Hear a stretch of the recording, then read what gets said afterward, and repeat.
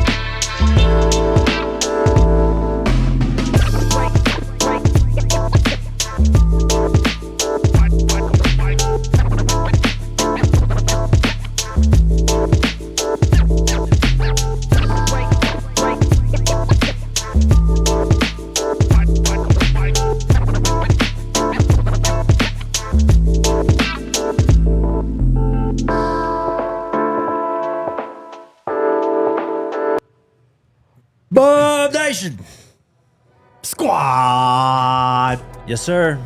Coming to you live from the Toyota Lounge, driven by your Front Range Toyota store. Toyota, the official vehicle of DNVR. It's DNVR Buffs Live. A lot to get to today. Dynamic duo. You know it, bro. Let's go. Squad, let's get it, dog. We're going to talk about the playoffs in multiple ways. Lessons from Ohio State and Notre Dame. Potential changes. Quentin Gibson. A new cornerback target has emerged. Ooh. In the 2026 class. Ooh. Scotty wrote an article today. We'll kind of dig into that and see if CU can have the best defensive line in the Big 12. But, of course, today we start with the seemingly never-ending contract saga, Scotty. Yesterday, a little bit after the show ended, we got another tweet from Jane Slater. Yeah. NFL Network reporter, been covering all things Cowboys for, as long as I can remember. Yep. Sorry, just let me find it. Okay. So yesterday, she tweets out at 2:48 p.m., one thing to watch following Jerry Jones and his initial discussions with Deion Sanders. Two people with knowledge of the situation tell me Sanders approached Colorado AD Rick George Tuesday about additional money for NIL and his staff. He was met with resistance. The University of Colorado would neither confirm or deny the information when I reached out. Deion Sanders didn't respond and reached multiple times for comment. I've got two things I want to talk about with this. Get it. Let's get it. One, the University of Colorado. If anyone knows the value that Deion Sanders brings to a program as a coach, it has to be Colorado. You would think. So being met with resistance, I kind of question that. Because why else would Colorado wants to get this done, obviously. It seems that way. They don't want all these doomsday scenarios to happen. They don't want to hire a new coach, basically. Yeah. To restart the program. I guarantee you that Colorado is doing whatever they can to make this happen. Second thing comes to NIL, and this is something else we could get to as well. The structure of NIL is changing with the revenue sharing, right? Right. And there was a Title IX thing that came out today that calls some of that into question. Of course, we're undergoing a change of leadership in this country, and that could kind of play into how this effectively rolls out because this is being determined in Congress. So basically with this, NIL is different though. Like, yes, you're going to need boosters. Yes, you're going to need funding from outside sources, but most of it is going to be taken care of by the school now.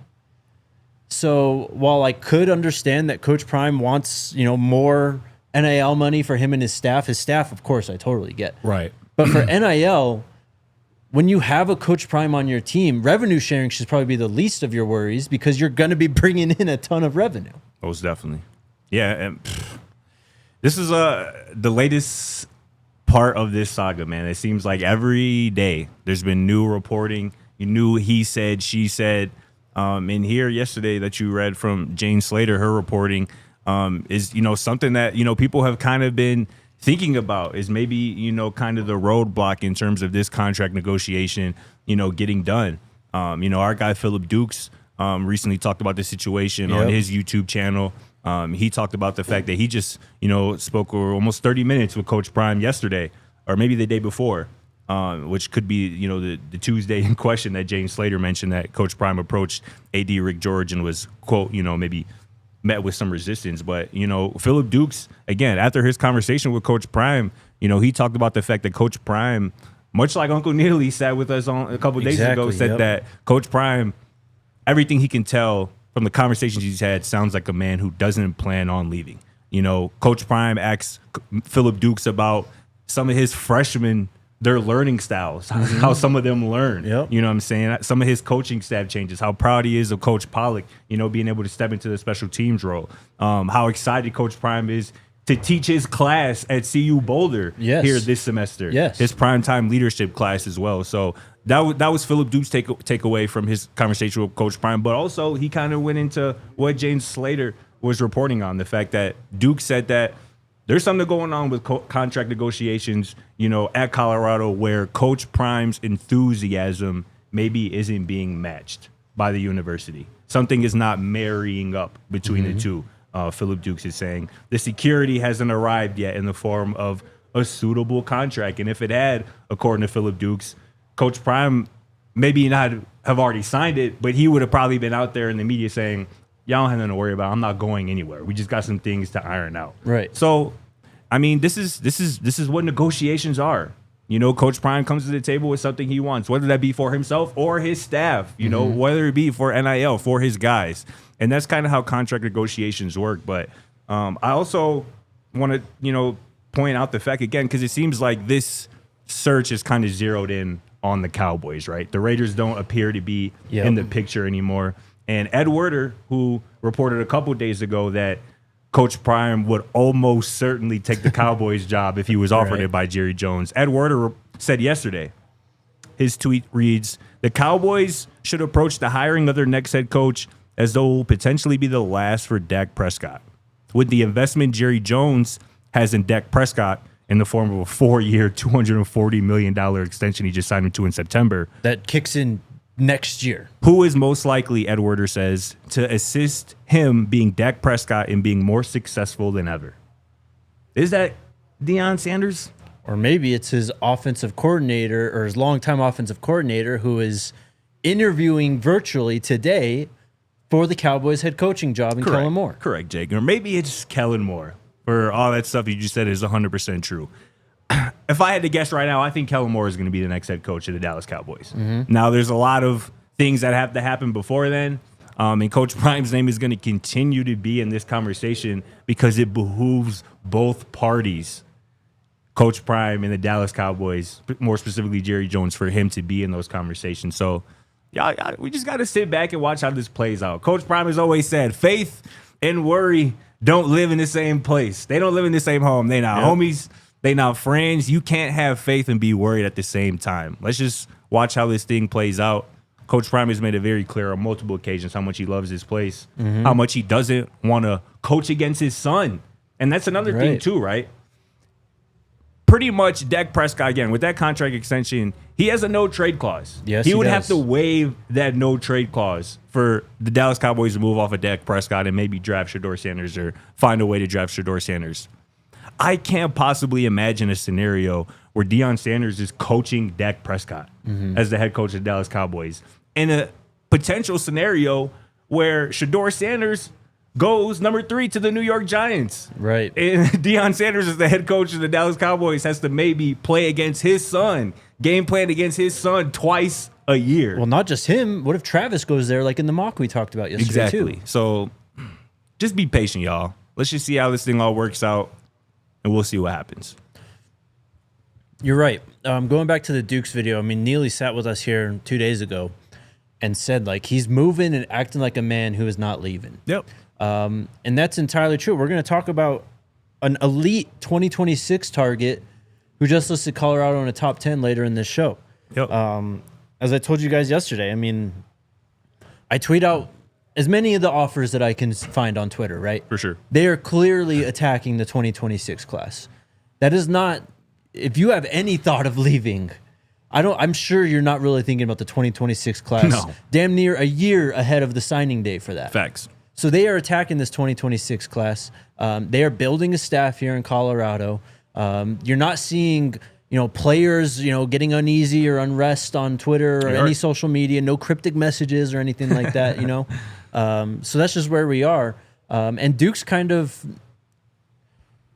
endorsed what Neely told us on Wednesday, that Coach Prime isn't operating like a man who's about to leave. For sure. Duke's mentioned the 15-minute phone call he had with Coach Prime that you talked about, where he's asking about how do these new freshmen come in and how do they learn, talking about, oh, look at this guy. He's coming in better shape than I thought he would. Yeah. And when Dukes did bring up the fact, like, ask him, are you going to be here? He said, Coach Prime just said, dog, what? Oh, what?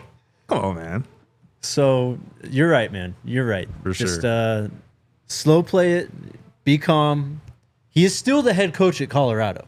Exactly, bro. Exactly. That's what people need to realize and take some solace in that fact. And again, I want to add this to Adam Schefter this morning on Part of My Take, talking about the Cowboys coaching candidates. He goes, quote, Kellen Moore is square in contention. Deion Sanders, if that's the way Jerry wants to go, square in contention. So again, I think Kellen Moore's name being mentioned first in that discussion is very telling, again, for the reasons that we just talked about. Again, Dak Prescott has played his best football as an NFL pro, under Kellen Moore. Yep. And again, when you have an investment that Jerry Jones just made in the form of a $240 million contract just, 4 or 5 months ago? Yep. It was right before the season. Right. You have to protect that investment and put him in the best situation, to succeed and, reach, his goals. Because, again, Dak Prescott's success is pretty much hinged on the Dallas Cowboys' success and vice versa. So True. You got to do what's best for him at that point. Also, I'm just seeing this. I didn't watch the show or watch the video, but apparently Adam Pac-Man Jones was on Pat McAfee today. And they asked him about it. He said the next Dallas Cowboys head coach is going to be Kellen Moore. Oh, wow. Deion Sanders isn't leaving Colorado unless he's able to coach both of his sons. I don't think Deion is going to Jerry World. And wasn't Coach Prime on Pac-Man's show a couple weeks ago, maybe? And they are tight. Yeah. I've seen Pac-Man in Boulder multiple times, more than I can remember, Wow. actually. That's He's what's always up. down there. The relationship that he has with Coach. I'm sure Pac-Man probably saw him as sort of a mentor Right. at one point because he was coming into the league when Coach was kind of Facts. hit in retirement. Yeah. So stay calm. For sure, yeah. And like I said, I hadn't even heard that from Pac-Man that he said Kellen Moore. But yeah, it seems like that's kind of the noise here moving forward. And again, it would make sense too from a perspective of what's Kellen Moore's current job right now? He's the Philadelphia Eagles offensive coordinator. Yeah. So if Jerry Jones hires him, you're kind of maybe weakening a strength right there in your own division, probably the best team in that division, Sure. which also is another maybe added caveat as well that could help you. The thing with that, though, and I've seen it multiple times, when these coordinators in the playoffs, they get interviewed and all of a sudden that team interviews stop, right? But they don't announce anything. Yeah. And it kind of becomes clear that they're waiting for this guy's season to end before they make it official. For sure. And also, too, it's a great point, Jake. And also, too, there was reporting that the Cowboys do plan on interviewing both of the Lions coordinators, Ben Johnson and Aaron Glenn, but they can't do that until the Lions season pretty much ends because they hadn't already virtually interviewed them before, I believe, last week. So this could drag on a little bit, especially if they end up, wanting to really interview and zero in on one of those Lions coordinators. But just be patient, y'all. Don't be out here crashing out, man. For sure. It's going to be all right. And as it stands, there's no interview scheduled with Coach Prime in Dallas. Exactly. They have, 5-6 candidates? We talked about 3 the other day. You just mentioned both of the Lions coordinators, so Yep. We'll And see. Jason Witten's name is being floated as Of course, well. yeah, that's a big one too. So, All right, let's take our first break. Shout out to the homies over at Live Well. If you're close to crashing out about this whole thing, hit up our friends at Live Well. They're all around Colorado out here, 25 convenient locations with elite staff, rivaling almost Colorado staff, honestly. I mean, they're going to help you find whatever you need, whether it's flour, edible concentrates, and more. They really have one of the best selections in all the dispensaries out here, so go check them out. And if you visit livewell.com, you can reserve your products online for a quick in-store pickup. It's super quick and easy. Walk in, show your ID, pay, walk right out. When you do that, you can also mention the code DNVR25 at pickup to receive a discount. That's 25% off one regular priced item. Some restrictions apply. Shout out to the homies over at LiveWell. What better to pair with LiveWell than Coors Light? And shout out to the squad over at Coors Light, man. It's low-key been a minute, man, since I had an ice-cold Coors Light. Honestly, it's been longer than I would like it to be, so I think I'm going to have to go change that at some point here today. Maybe right after the show, maybe right down here at the DNVR bar. But make the most out of the times you choose to chill. Choose Coors Light.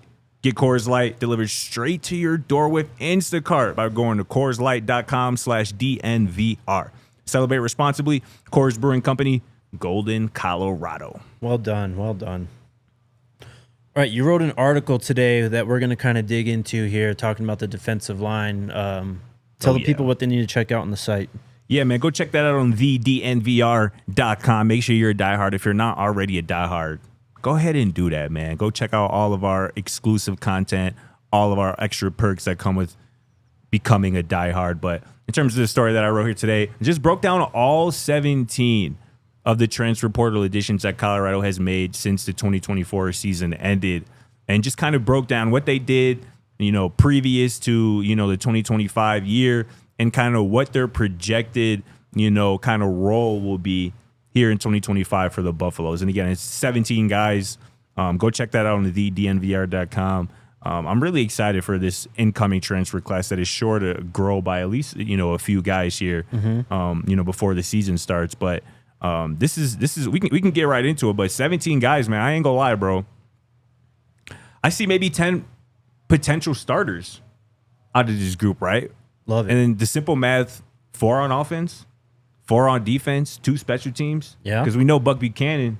He's at the very least going to be the starting kickoff man. Yep. And it potentially will challenge Alejandro Mato for, those field goal duties because I'd imagine it. He's at least kicking the 45 plus. Yeah, Buck Buchanan had hit 2 55 plus yarders last season, a school record 57 yarder he made. So dude's got a huge leg. And then obviously Damon Greaves, the punter, we assume that he'll step right into the starting punter role, as mate 2.0. So that's 2 projected starters right there on the special teams unit. Mm-hmm.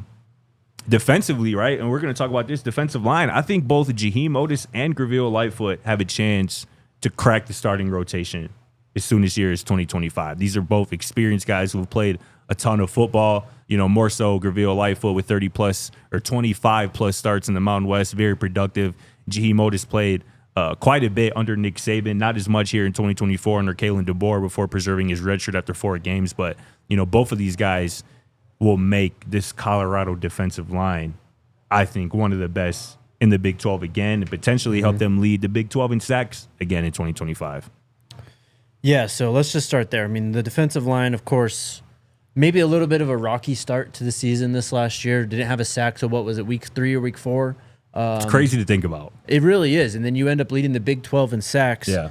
But I think that's part of what we just have to deal with here at Colorado, and every team has to deal with. Is when you bring in these transfers, it just takes time. It takes time to figure out what your best lineup is. It takes time for guys to settle in. And I think that's what ended up happening for the Buffs this last season. BJ Green's out the door, right? Your leading sack man with 7.5. But Arden Walker, your second leading sack guy. Number 3, Tajay McCoy. Number 4, Keaton Wade. And number 5 and number 6, Amari McNeil and Samuel Okunlola are back. 20 of their 39 sacks from last season return. Better than 50%. It's a good start. It's a great start. And then you talk about guys like Arden Walker and Tajay McCoy. I think we're expecting a pretty sizable jump from them going into next year to potentially be impact players like BJ Green was this last season. Most definitely, man. Again, it starts with the defensive line, getting that interior pressure.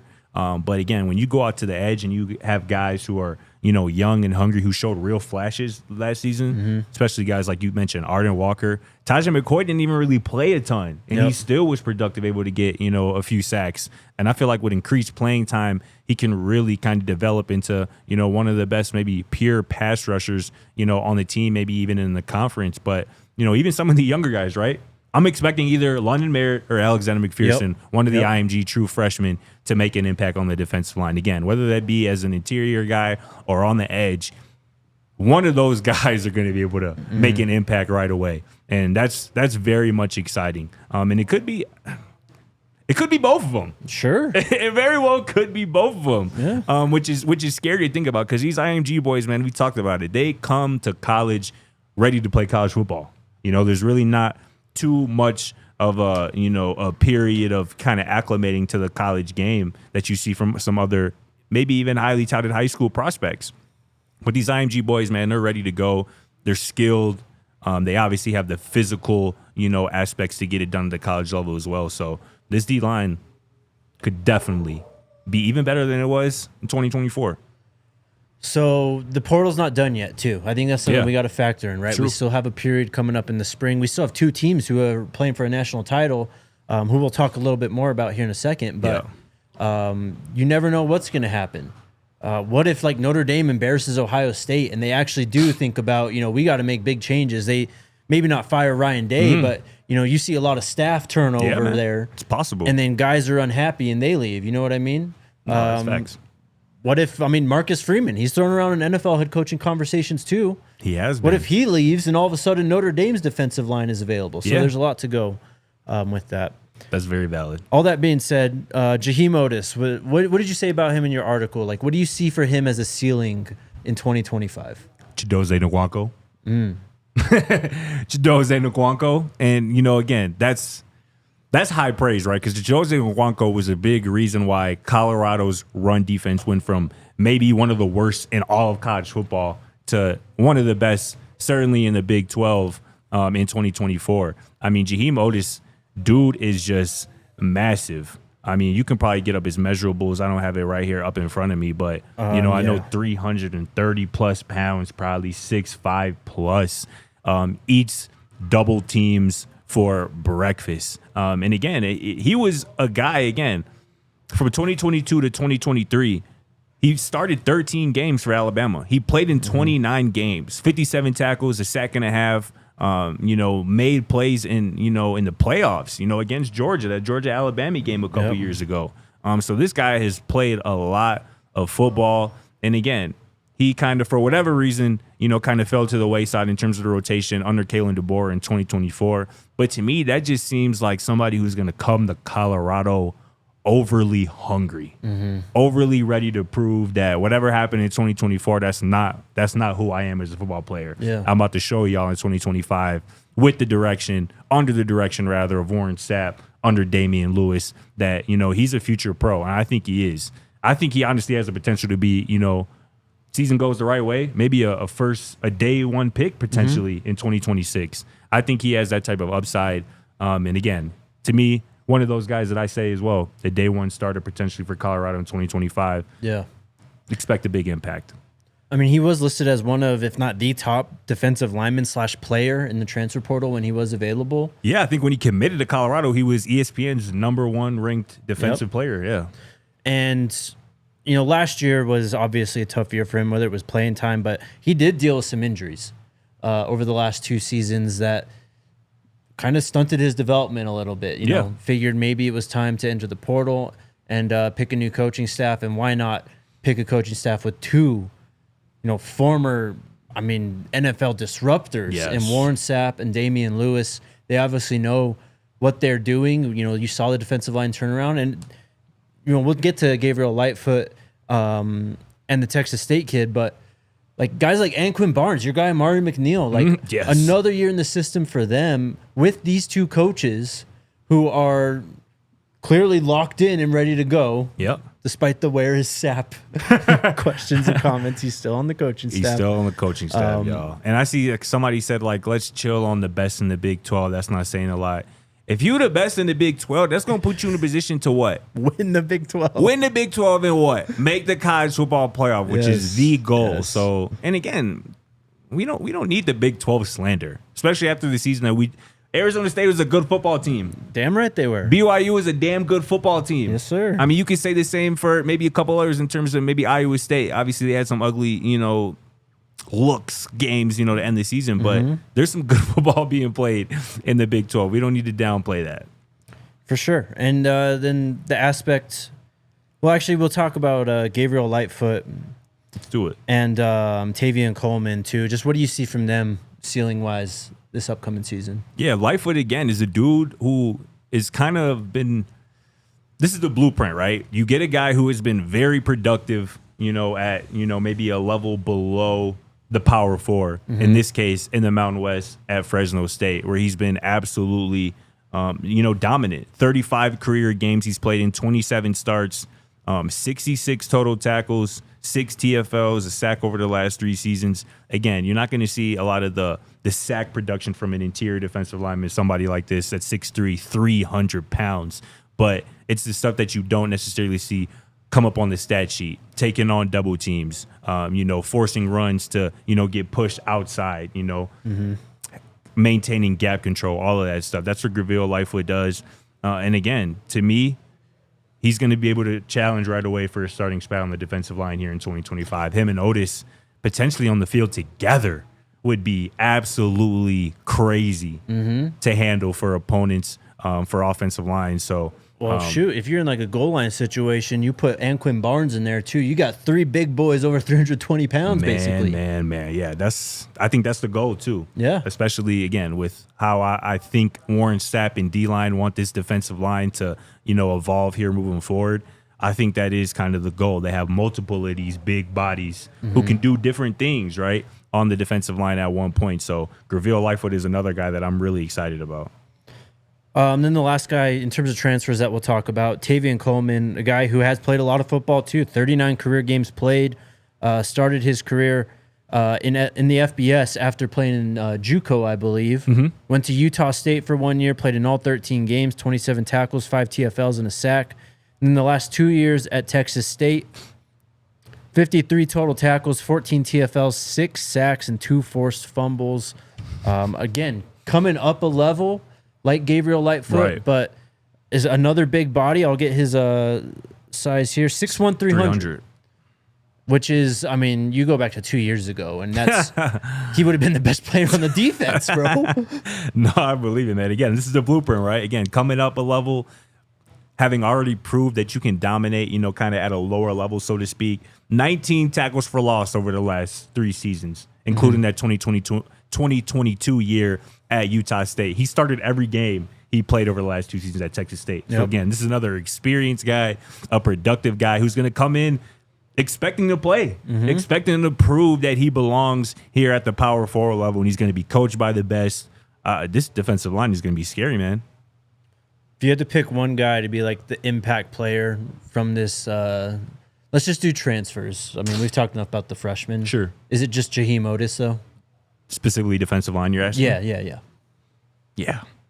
man. Like I said, too. Man, if you was good enough to get significant playing time under Nick Saban, I want you on my team. Fair enough.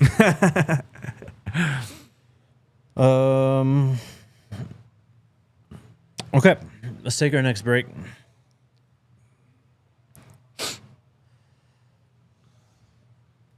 Shout out Bet365. We only got one college football game left for the next 8 months. It's pretty depressing, bro. It is. But you can head on over to Bet365 and have some fun with it.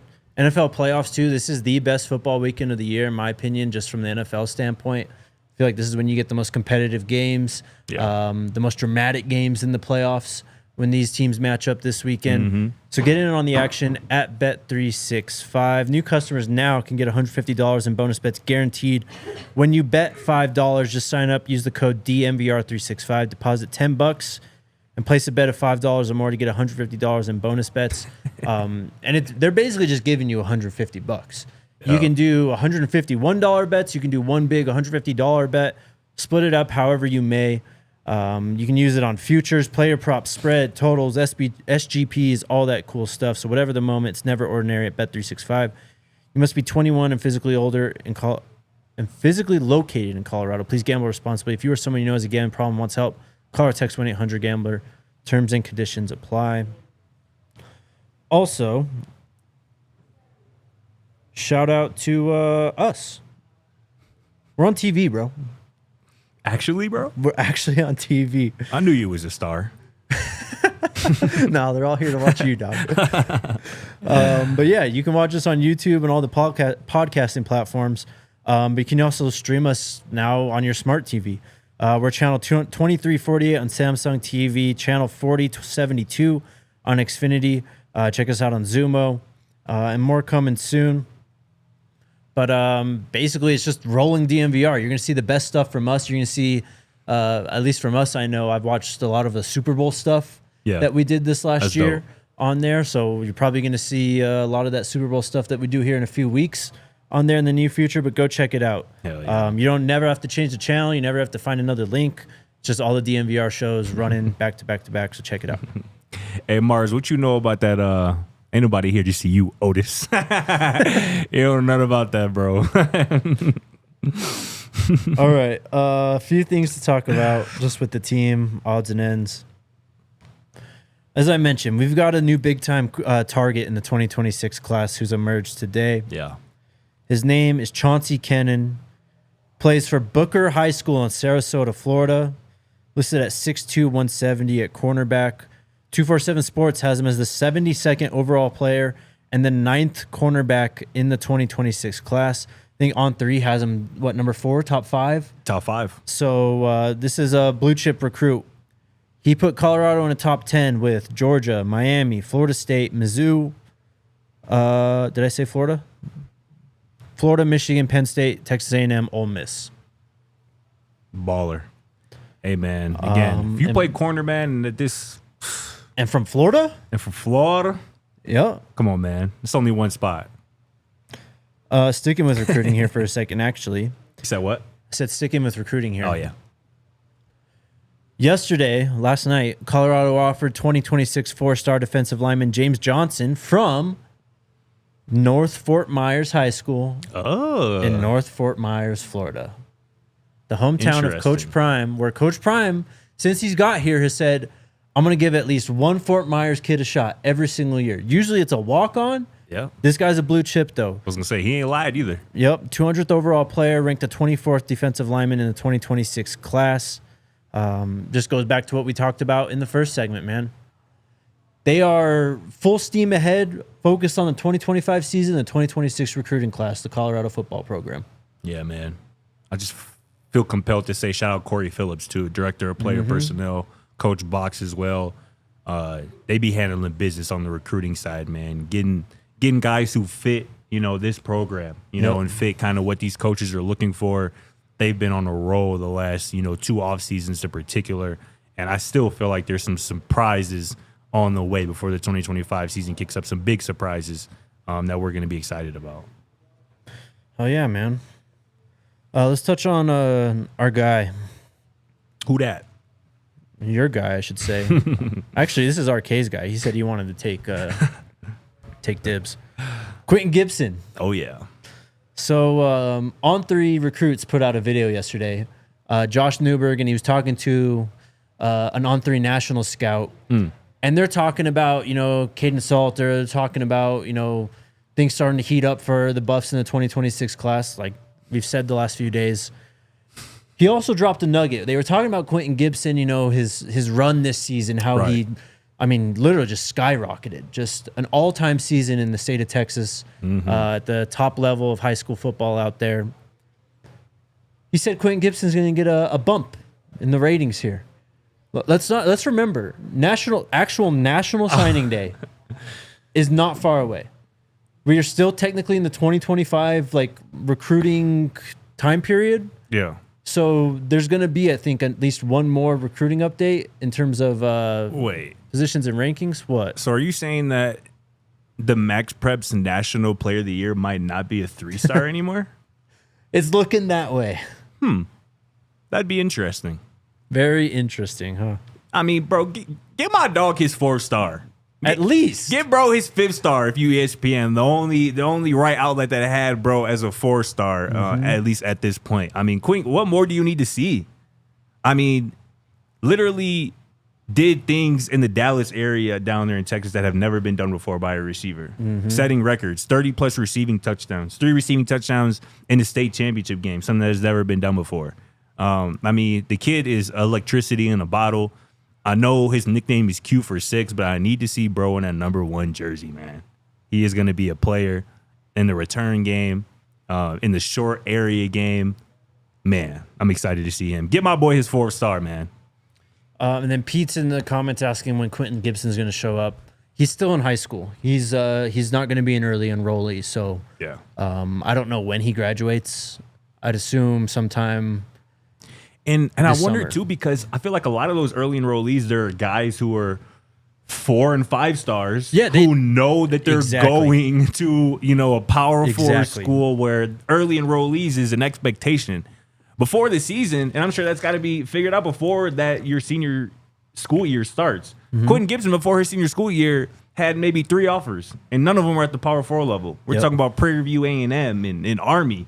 So I'm sure it wasn't even on his radar to go down, do whatever you need to do to get that early enrollee, part of it figured out, which, again, you can't blame him for, but best believe when bro touches down in Boulder, it's going to be a movie, man.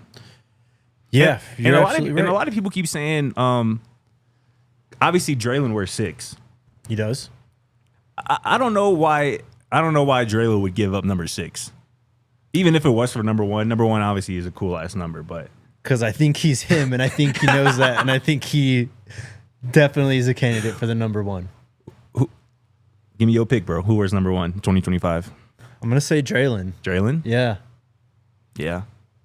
I would just be curious to see if he wants to wear that number. I know he did in high school. I think he'd be. I think he would.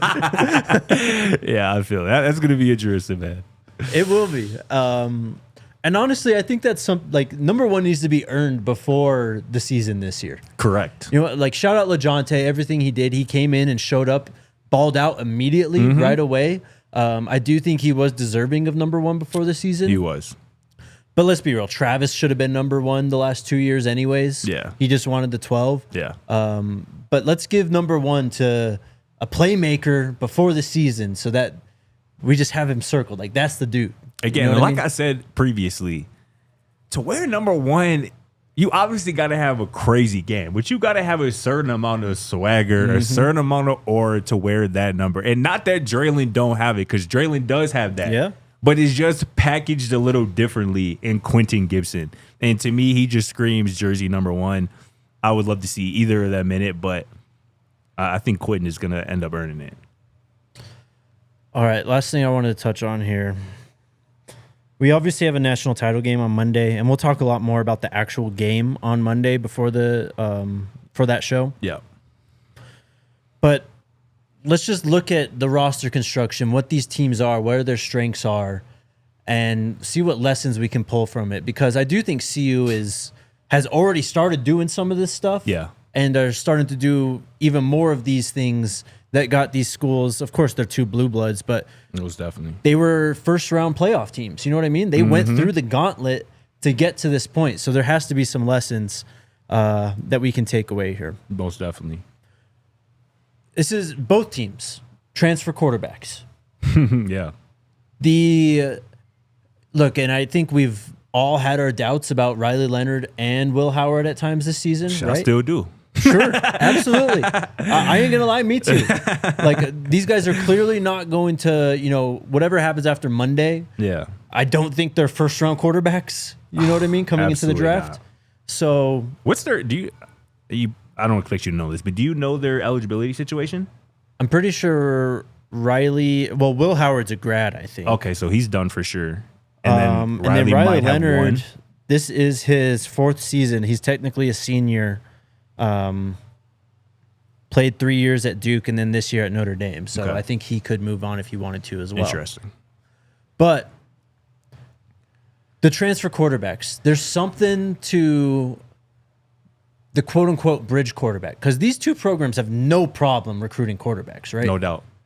They can go out and kind of get whoever they want. Ohio State's been getting top 5 quarterbacks in each class the last however many years. Facts. Like, they just keep stacking them. But they still felt it was necessary to go after Will Howard. And and bring him in just as this veteran presence who has all this experience, especially and this is kind of a digression, but how Ohio State attacked the transfer portal this last year was kind of unprecedented. You know, you heard about $20 million roster and all this stuff. They obviously put up a lot of money to get these players, but just having that veteran presence at quarterback to kind of manage all that with the young players that they have as well, I think there's something to say with that. Yeah, bro. It's yeah, man. I think that's kind of the wave. You know what I'm saying? I mean, same thing with obviously the number one team in the country all year. Their quarterback was obviously a transfer in Dylan Gabriel, Oregon. Obviously, they lost to this Ohio State team that we're talking about here right now. And this also might be a digression too, but the shot that Ryan Day and his staff called by moving on from Kyle McCord and going to get Will Howard is going to go down as like an all-time decision if they end up winning on Monday night. Because I was skeptical of it. Oh, they were getting cooked up until the playoff for that decision. Up until the playoff, literally. But I mean, good on them. It worked out clearly. And if they get it done on Monday night, no one will be able to say that they, made the wrong decision there. But in terms of another maybe thing we can take away from these two national championship teams, I'm looking at the two best scoring defenses in college football this season. Yep. Who do you think they were? I mean, one's got to be Ohio State, and Notre Dame was really good defensively too. Ohio State was number one. Notre Dame was number two. Yep. So the two best scoring defenses in college football are playing for a national championship on Monday. Ohio State gave up 12.2 points a game this season. Notre Dame gave up 14.2 points per game this season. So that tells me, I don't think anybody has ever said this. I might just be coming up this. I might be the first person to ever say this, but defense wins championships. I just dropped the gem. I never heard that before, right? What a concept. You should be on a coaching staff. Hey, bro. Y'all heard it here first, man. Get in with your boy. But, yeah, man, defenses, and particularly rushing defenses, the number 3 rush defense in college football this year was Ohio State. And particularly in the goal line. That goal line stand to me. They have multiple of those, too. Yes. Multiple, what do you mean? Goal line stands. I mean, the Michigan game, they had a Jack Sawyer pick. Yes. That one, it was a terrible throw. Yes. But two, I thought they were going to win on that Jack Sawyer pick. I'm like, the defense won in the game again. Yeah. And they ended up losing. And they get into Texas. To me, they won that Texas game partly because of that goal line stand 100%. That ended up with the scoop and score, but again, by Jack Sawyer. But again, to me, defensively is where it starts. If you want to really compete for a conference championship, for a college football playoff start, you have to be elite defensively. And that starts really up front, what we were just talking about with that defensive line. You got to be able to stop the run. You got to be able to put pressure on the quarterback. And you got to be able to be staunch on third down and in the red zone. And all of that starts up front with the defensive line. Can you star Barron's comment, Alyssa? Yeah, there's that one. Yeah, that's fine. We'll get to that. One last thing on this, though. With Notre Dame, last year they had the 40th overall transfer class. They were sandwiched between Vanderbilt and Cincinnati. Interesting. And it's just the importance of scouting. Yeah. The scouts, the recruiting staff, they get a lot of credit, but sometimes, honestly, it's not enough credit for what they do. When you have literally thousands of players that you've got to watch as recruits and in the portal, you need to have a good coaching staff. Yes. But you need an even better scouting staff because you need to know what traits you're looking for, what you're identifying, how it fits your team, right?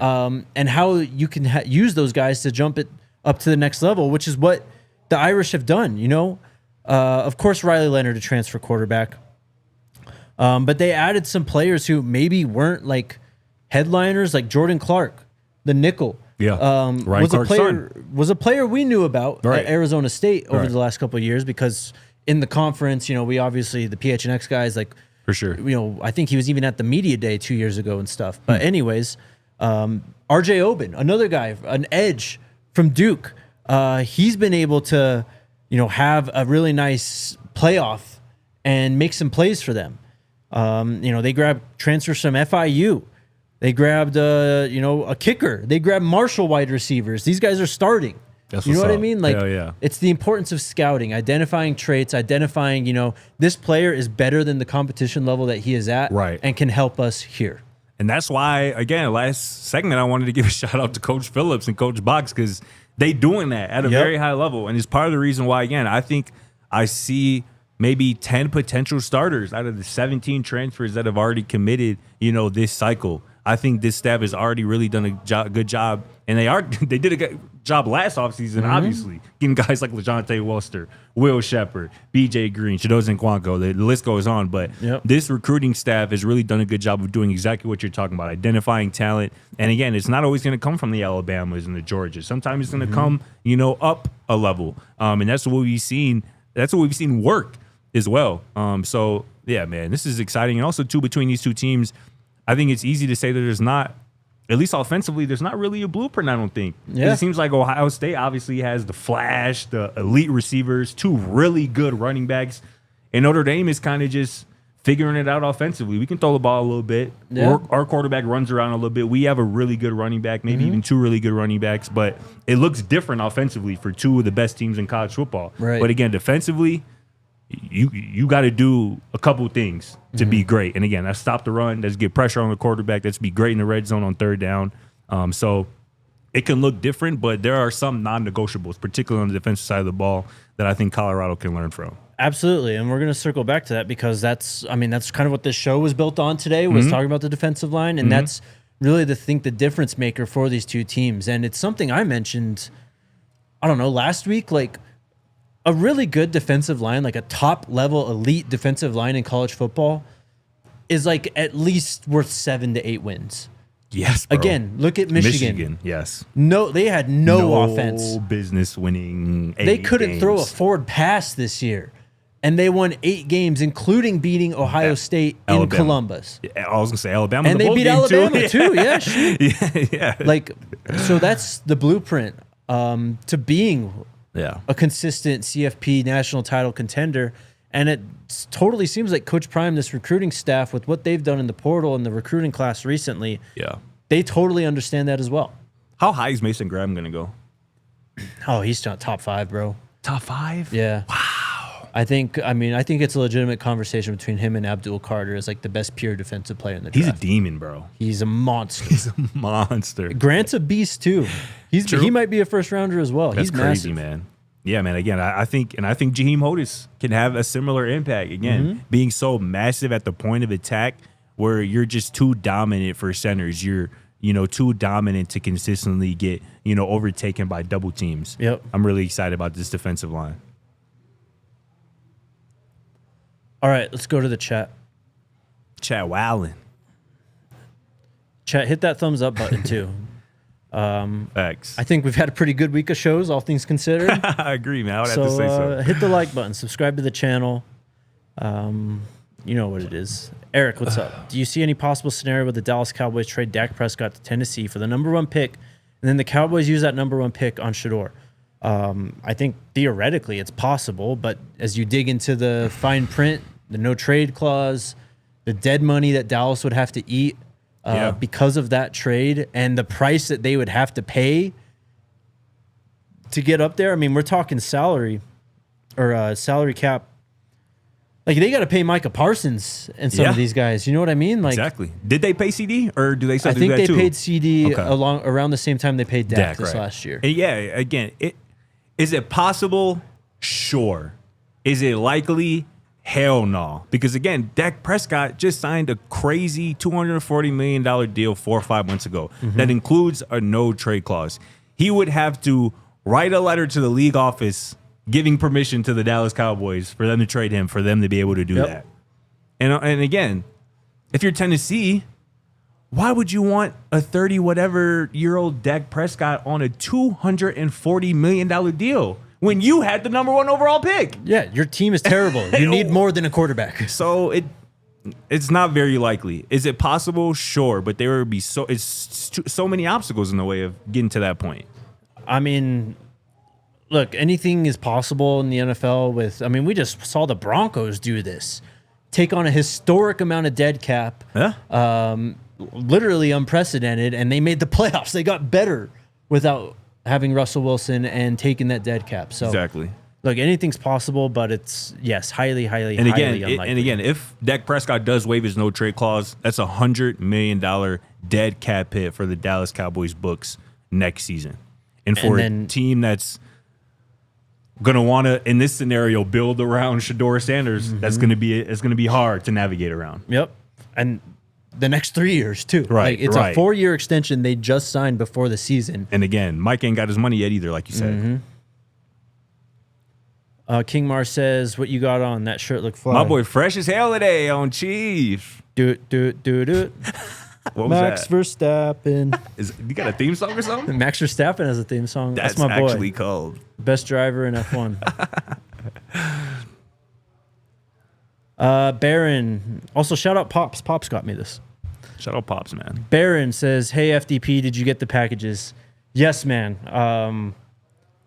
You need to tell us whose is whose. Yeah, shout out. Hey, Baron, shout out to you, man. We were literally just unboxing this a little bit before the show started. Yeah, you got to let us know what belongs to who. Because there's some good stuff in here. We appreciate you, dog, for real. Yeah, I didn't see you start that one. That's why I asked you to start that one. But thanks again, Baron. Yeah, we'll go through it all, and we'll shout you out again on Monday's show. And did nobody make fun of the spelling of your first name, bro? Nope. Not yet, at least. Nope. But now that you told us. Right. Mike got to now. RJ says, did y'all see that 2 is getting my Titans quarterback coach in the Shrine game? Yep. Yeah. And this isn't new either because the Senior Bowl does the same thing. It's usually 2 of the worst teams in the country who coach, or in the country, in the NFL, who coach the Senior Bowl teams. Yeah, and I think he's going to get double because the Titans quarterback coach is going to be his quarterback coach, and then a Giants coach is going to be the head coach of the West team. Yep. So, exactly. Cool. But that's the whole point of these things. They want not to necessarily help out these teams, but I mean, your team sucked. Yeah. There's actually some advantages that come with that, including being able to get a closer look at a lot of these college prospects in the All-Star game. So. Hell yeah. What's up, my guy? Jacob asked, do y'all think we get a tight end over 500 yards this year? After watching Zach Atkins' tape, I'm surprised there isn't a lot of talk about that room. 500 yards, Scotty? Man, I mean, first off, I wrote about Zach Atkins after my interview with him a couple weeks ago. I'm really excited about his game. He's another one of those guys that I see as one of those 10 potential starters here for Colorado in 2025 from this incoming transfer class. 500 yards is kind of a big hurdle to get over. I'm not going to lie. But I can see him getting around that. I'm not going to lie. That would probably take about, 50, 60 catches. Mm-hmm. That's a bit much. But I can see, and even if he doesn't get 500 yards, there's a world where Zach Atkins doesn't reach 500 receiving yards this year, and he's still super valuable to this offense in 2025. I mean, if you want to break it down, it's what, like 45 to 50 yards a game, basically, every game to get to that mark. Maybe 40 to 50 receptions, like you said. So I do think we're going to see a scheme shift in some way this year, and I would be shocked if it doesn't include the tight end because it's been a hole on this roster, on this team the last 2 years. I mean, Mikey did a great job 2 years ago, but he did. Just how it affects the run game. Just I think with these RPOs too that we could see from Caden Salter. We saw it a bit when Sean Lewis was the OC, like the triple option RPO. You know what I mean? Where you got like the tight end flat route, that's your pitch type of thing. Facts. I think we could see a lot of that this next year. I think Zach Atkins is going to be he's going to have a big year. We'll definitely talk about him a lot more. If you had to choose, Eric asked, if you had to choose one freshman to start on the D-line, who would it be? Go first. I'm picking London Merritt. I mean, both of them are great. All 3 of them are great. Yep. Great prospects, but London Merritt to me just seems like the most college ready. In terms of body type, in terms of traits, in terms of just his overall bag of pass rushing moves. Like the guy can line up all over the line too. I just think he's ready to make an impact day one. I love that answer, man. And yeah, bro, that video of him at the Rivals camp this summer, bro, just absolutely babying some of the best offensive tackles in the class of 2025. Y'all got to go check that out if you haven't already seen it. But I'm just going to go with the other IMG guy. I'm actually going to go with IMG's all-time leader in sacks. Yeah. That's Alexander McPherson, a guy who can line up on the edge, line up as a 3 technique with his hand in the dirt, is just too fast for centers and guards, too skilled typically for tackles, just a natural skilled pass rusher, a tough football player too. Alexander McPherson's my answer. I love it. What's up, Heaven's Demon asked, did Sam Hart come back? Sam Hart does have another year of eligibility. He came in last season with 2 years to play 2. So he's got 1 more year to play 1. And Savell's back as well, right? I think I saw a video of him recently. I think he's still in the facility. Right. Which I don't think that really says much at this point because... True enough. Everyone's kind of in this, number 13. What was his number last year? 30? 30-something? Or 31. Looking it up. He was listed as a junior. Yeah. Yeah, so when he showed up at Colorado before the 23 season, he had 3 years to play 2. So now he's got 2 years to play 1 year of eligibility remaining. What's up, East Coast Kev? Speaking of defensive line, where is Coach Sapp at? Hopefully he's not hitting the transfer portal. Coach Sapp is still on staff. Trust me. Come on, Kev. I know you saw the show the other day with Unc, man. I know you saw that. Trust me. Kev again. Let him know, DNVR. Prime ain't going to that cesspool known as the Dallas Cowboys. Prime is comfortable in Boulder. Stephen A's hairline will move 2 inches forward before Prime goes there. Hey, I want to bring this up too. When all this talk about, the reporting yesterday that Coach Prime maybe extra more NIL money was met with resistance. Mm-hmm. If money is an issue in terms of being able to build out your team, do you know who spent the least amount of money in free agency last offseason? This is a great point. We should have brought this up, but it was the Dallas Cowboys. The Dallas Cowboys spent the least amount of money in free agency last season. They gave out 11 one-year contracts for a total of like $19 million. And yeah, this is a reputation that Jerry Jones has gotten for waiting to the last minute to spend on his guys, not wanting to spend big money on his guys. So just keep that in mind. Thanks for the super chat, Kev. It's a great point. Shout out to Kev, but it is a good point, man. What's up, Baron? CU's offensive and defensive lines will be game-changing next year. FDP and Unc's gifts are the same box. Hers is pink. The other box is Jake, Scotty, and RK. Take your pick of what you like. Thank you, bro. Appreciate you. My dog. I mean, we didn't really get through the whole thing yet, but you really hooked us up, man. For real, That's man. clutch. Greatly appreciate you, a real Baron. one. Thank you, brother. Yep. Reef said Cowboys said no to Derrick Henry as well. Yeah. Yeah. Yep. I don't even think they tried reaching out to Derrick Henry, if I remember right, which is crazy. They said we good with Rico Dowdle. We good with the corpse of Ezekiel Elliott. Scroll up. What's that one say? Are all 3 running backs returning next year? Yes. Yeah. All 4, I think. Technically, I think Charlie still has another year. So Micah, Really? Dallin, Isaiah, and Charlie, I think, are back. Nice. I guess, again, you can tell about how staff feels about a certain position room by how they go out and recruit. Yes, sir. No high school signees coming in that running back room. No transfers coming in that running back room. So excited to see those guys get better, continue to evolve. No doubt. And we got a whole spring football to go through, and just, again, transfer portal's not done yet this offseason, so we'll wait and see. All right, chat, we're out for the weekend, man. It's the weekend. Thank y'all for hanging with us. Thank y'all for the positivity in chat as well. Yeah. My guy needed it. It's been an interesting week. I don't know when this thing's gonna end. I don't know. Honestly, what's gonna happen this weekend, but we're okay. And we will be okay. We will be okay. Hell yeah. We'll see you Monday. We'll talk national title and a bunch more. RK will be back Tuesday. Let's go Buffs. Squad. We all silly like the mayor.